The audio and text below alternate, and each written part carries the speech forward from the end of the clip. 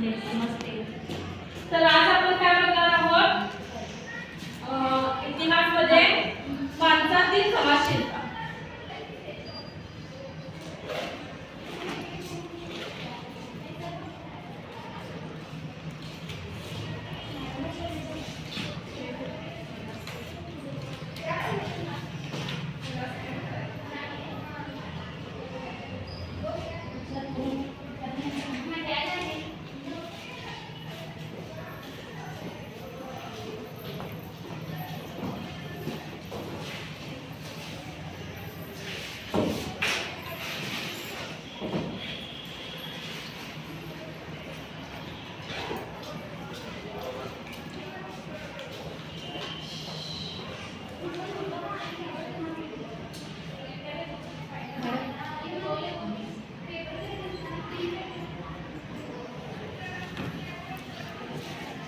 तर आज आपण माणसातील समाजशीलता हा घटक पाहणार आहोत.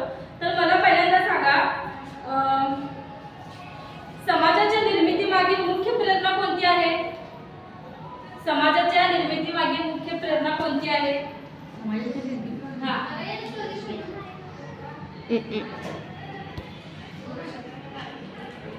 माणसात समाजाच्या निर्मितीमागे मुख्य प्रेरणा कोणती आहे? सुरक्षितता.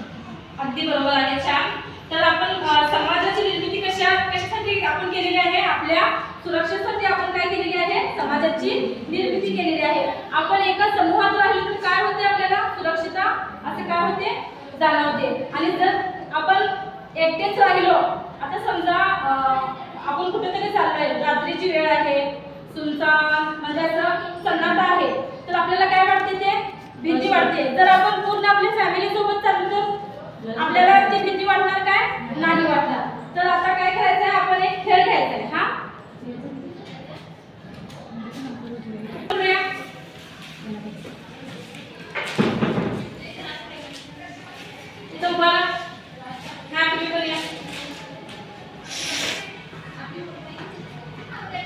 ते काय आहे? आता बॉल आहे.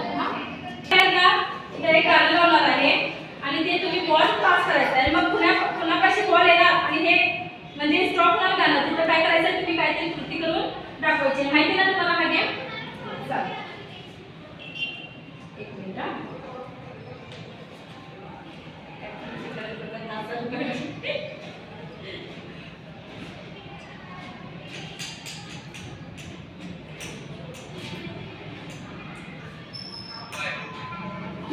स्टार्ट.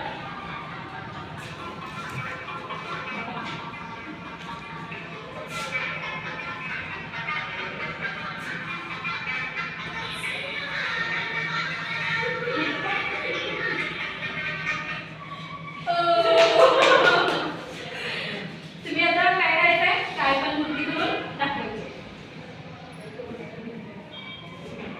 तुम्ही बसा. या.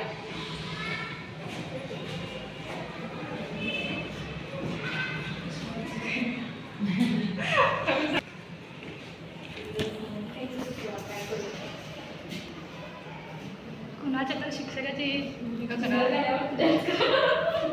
लावू काय? राहू दे की, कृती करायची काय? काहीतरी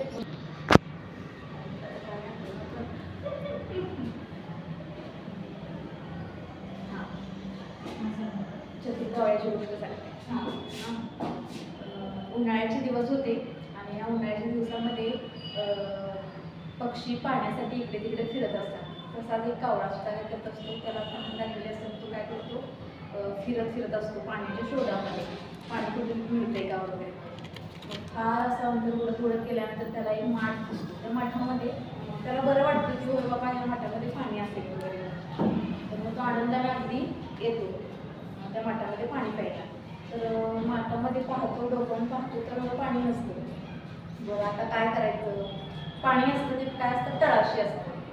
मग आता हे पाणी तर मला तहान तर खूप लागली आणि मला काय करायचं आहे? पाणी तर प्यायचं. काय बरं करावं जेणेकरून मला हे पाणी पिता येईल? मग तो विचार करू लागतो. विचार करता करता इकडे तिकडे हे करू लागतो, फिरू लागतो. मग पाणी तर प्यायचं आहे. मग तो काय करतो, एक युक्ती त्याला सुचते आणि तो काय म्हणतो, आपण एक छोटे छोटे दगड काय करूया त्या माठामध्ये टाकूया, जेणेकरून पाणी भरा येईल आणि आपण त्याला पाणी पिऊ शकतोय. अशी तो कृती करू लागतो. एक चोचीमध्ये एक छोटा दगड घेणार, माठामध्ये टाकणार, असं भरपूर वेळा तीच कृती करत करत त्याने तो माठ काय केला, दगडाने पूर्ण भरला आणि दगड पाण्यामध्ये गेल्यानंतर पाणी वर आलं. त्याला फार आनंद झाला आणि त्यानं काय केलं, मनसोक्त त्याची तहान भागली इतकं पाणी पिलं आणि आनंदाने तो काय केला, आकाशामध्ये उडू लागला. या गोष्टीमधून काय साध्य होतंय की किंवा काय तात्पर्य मिळत आहे की प्रयत्न केले तर यश काय होतं, नक्कीच मिळेल. त्यांनी काय केलेलं आहे, आपल्याला गोष्ट सांगून दाखवलेली आहे. यासाठी टाळ्या वाजवायची. छान आहे. तर आता मला सांगा, आपण आपले समाजात कुटुंब कुठल्या कुठल्या प्रकारचे, एकत्र कुटुंब आणि विभक्त कुटुंब. विभक्त कुटुंब. हा, तर मला सांगा, एकत्र कुटुंब आणि विभक्त कुटुंब यामध्ये काय फरक आहे? एकत्र कुटुंबमध्ये हा, तुम्ही काय करायचे, चर्चा करायची. म्हणजे फायदेशीर कुठलं आहे, एकत्रित आहे काय विभक्त आहे? एकत्रित राहिल्याने काय होते आणि विभक्त राहिल्याने काय होते ते सांगायचं.